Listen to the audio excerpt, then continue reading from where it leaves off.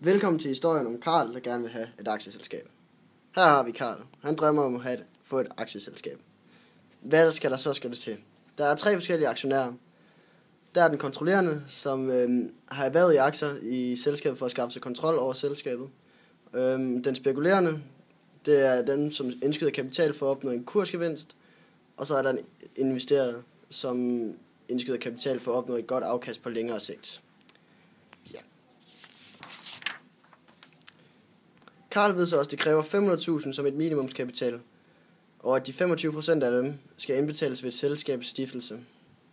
Det kan være i form af penge, værdier eller f.eks. en bil.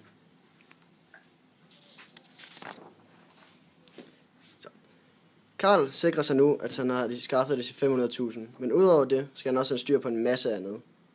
Karl smutter i banken, for der stoler de på ham som en rigtig god fyr og låner ham 500.000.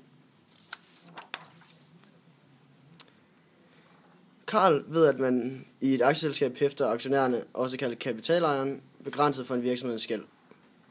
Det er dem, som aktionæren har tegnet, samt det overskud, der i virksomhedens levetid har opsparet. I et aktieselskab er der en generalforsamling, som vælger en bestyrelse, som derefter vælger en direktør. I dette tilfælde er det Karl.